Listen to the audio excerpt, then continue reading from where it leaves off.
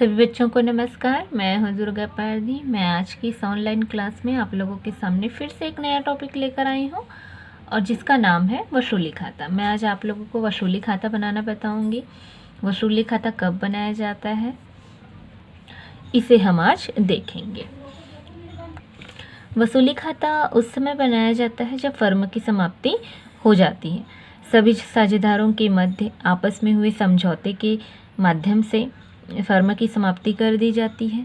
यह अन्य किसी कारण से या फिर समय अवधि समाप्त होने पर वसूली खाता बनाया जाता है। तो आइए देखते हैं वसूली खाते का प्रारूप। वसूली खाते के दो पक्ष होते हैं। पहला है डेबिट पक्ष और दूसरा है क्रेडिट पक्ष।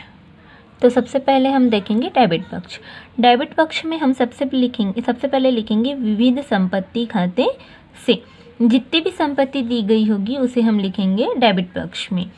संपत्ति लिखने के बाद बाहर राशि लिख लेंगे। संपत्ति में जितनी संपत्ति आई होगी दी होगी उसे हम पहले अंदर लिखेंगे और राशि जोड़कर बाहर।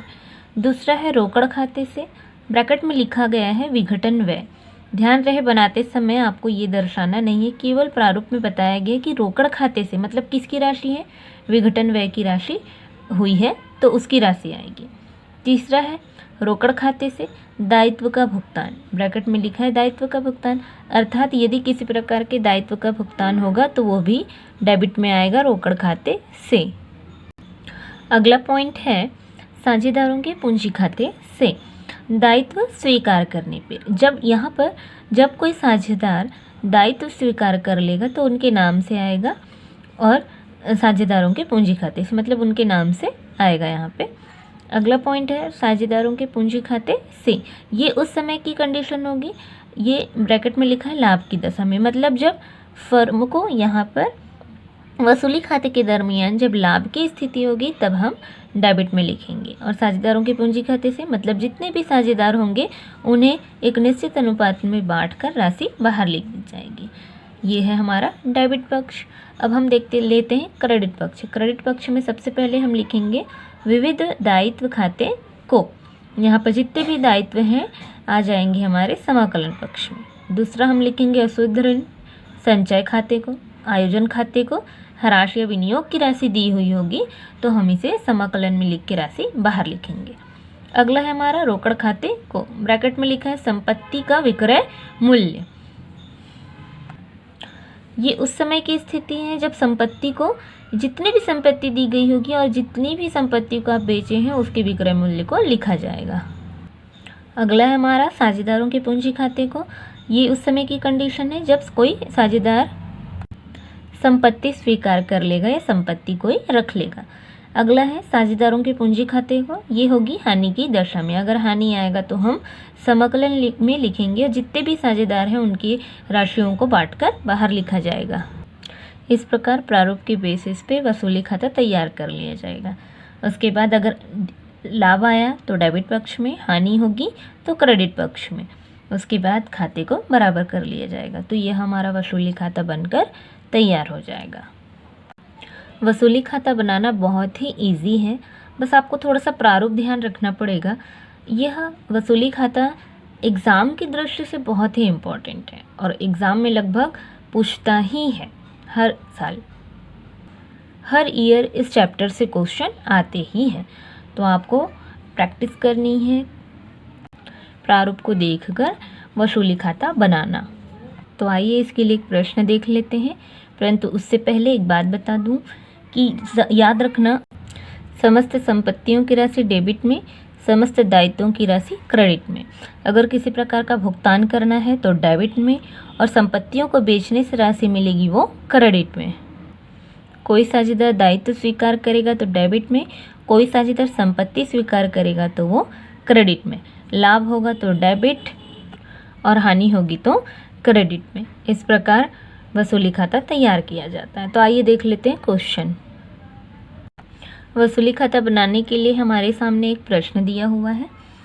क्वेश्चन दिया हुआ है अमित एवं विनय एक फर्म में 3:2 के अनुपात के लिए लाभ हानि बांटते हैं। उन्होंने फर्म के विघटन का निर्णय लिया है और 31 दिसंबर 1998 को उनका चिट्ठा इस प्रकार था।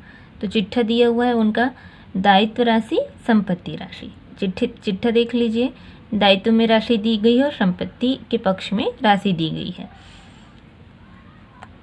दायित्व पक्ष में लेनदार सामान्य संचय पूंजी दी गई है साझेदारों की। संपत्ति पक्ष में स्टॉक, मशीन, भूमि, फर्नीचर, देनदार और रोकड़ दिया गया है। इस प्रकार चिट्ठा बनकर तैयार है उनका पुराना चिट्ठा। नीचे एडजस्टमेंट दिया है कि फर्म के विघटन में क्या क्या किया गया। तो संपत्तियों की वसूली इस प्रकार हुई है।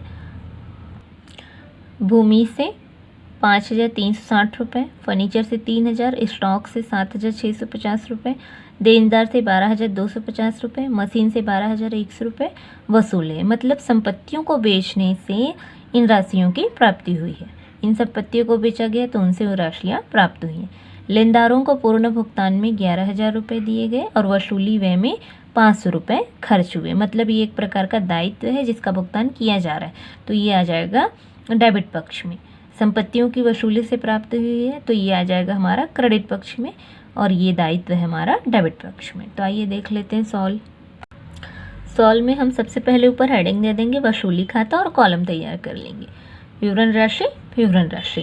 अब प्रारूप के आधार पर ये जो संपत्तियां हैं इसे हम उठाकर वसूली खाते के डेबिट पक्ष में लिख देंगे, और यहाँ से दायित्व केवल लेनदार लेकर हम क्रेडिट पक्ष में लिख देंगे वसूली खाते के। तो संपत्ति में हम स्टॉक, मशीन, भूमि, फर्नीचर, देनदार तक हम डेबिट पक्ष में लिख देंगे। अब दायित्व से केवल लेनदार लेंगे जिसे हम क्रेडिट पक्ष में लिख देंगे। तो इस प्रकार हमने डेबिट पक्ष में संपत्ति की राशि लिख दिए हैं पुराने चिट्ठे से, और यहाँ पर क्रेडिट पक्ष में दायित्व की राशि लिख दी गई है। अब हम जिन दायित्वों का भुगतान किए हैं उन्हें हम डेबिट पक्ष में लिखेंगे, और जो संपत्ति बेचकर राशि मिली होगी उन्हें हम क्रेडिट पक्ष में लिखेंगे। तो आइए देख लेते हैं प्रश्न में दिया है संपत्तियों की वसूलियों से प्राप्त हुई, तो ये सारी संपत्तियां आ जाएंगी हमारी क्रेडिट पक्ष में, और लेनदारों को भुगतान किया गया है और वसूली व्यय हुए हैं ये आ जाएगा हमारा डेबिट पक्ष में।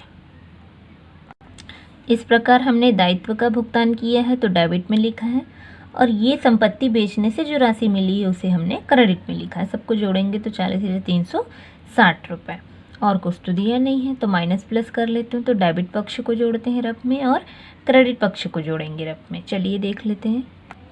बैलेंस निकालने पर हमारा बैलेंस आएगा क्रेडिट पक्ष में, जिसे हम लिखेंगे साझेदारों के पूंजी खाते को अमित और विनय। जो बैलेंस आया है 6,140 रुपये, उसे हम 3:2 में बांट देंगे। तो दोनों साझेदार को 3,684 रुपये अमित के लिए और विनय के लिए 2,456 रुपये दोनों को बांटकर लिख दिया गया है। अब खाता हम बंद कर देंगे।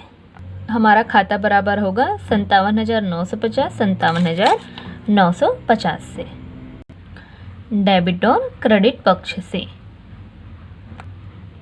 उम्मीद है कि आप लोगों को अच्छे से समझ आ गया होगा। Please like, share and subscribe. Thank you for watching.